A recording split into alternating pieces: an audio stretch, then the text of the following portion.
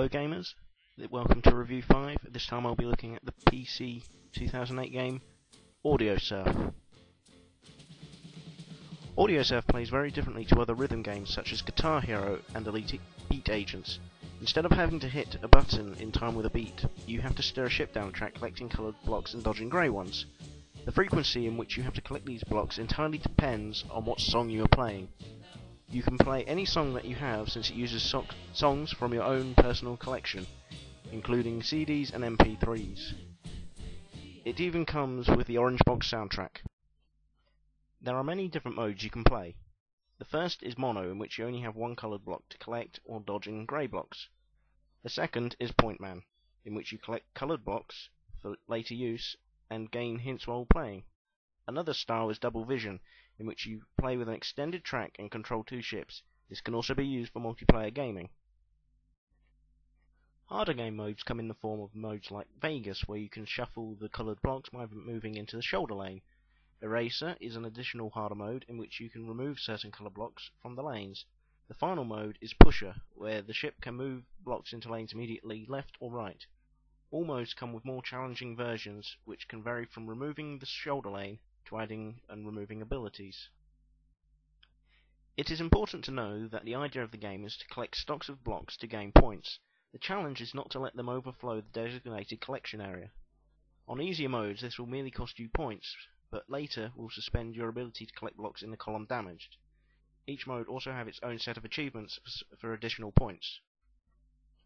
Controls for Audiosurf are simple. You either use a mouse, keyboard or gamepad. Left and right, move your left and right. To do this with the mouse, you just have to move the mouse left or right. The left and right mouse buttons can also be used to activate abilities, meaning that the mouse is required for some modes of play. The graphics for this game are colourful, but not spectacular. I feel on many occasions the colours clash and it makes it hard to see what you need to get next, making the game very difficult. The sound effects for Audiosurf are basic, but the probability is you're going to be listening to your music. There isn't much history to this game, however you may have not known that this was the first game to use Steamworks technology and is compatible with an Xbox 360 Rumble feature. Unfortunately for this game there are many bad points. The colour clash makes some of the blocks very difficult to see and, as I mentioned before, makes it difficult to play. What also makes it difficult to play is that the controls can be unreactive at times, which is not good for a game that's based on your reactions. There is also nothing stopping you by cheating and posting a shorter song with more notes on a high score board for a song. For example, I played Chris Cornell's You Know My Name, the theme song to James Bond Casino Royale, and the top song was barely 2 minutes long when the song is actually over 4 minutes. This game also gets boring after a while, since all you have to do is beat high scores, which have been set very high, admittedly.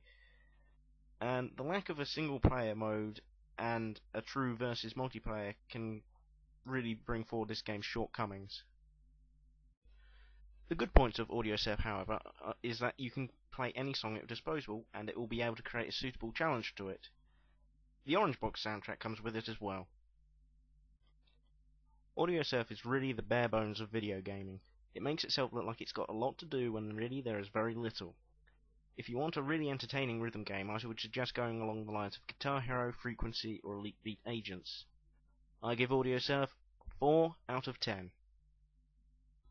If you want to buy Audiosurf, it is currently available through Valve Steam and through having a Steam account. It is currently available for $9.99.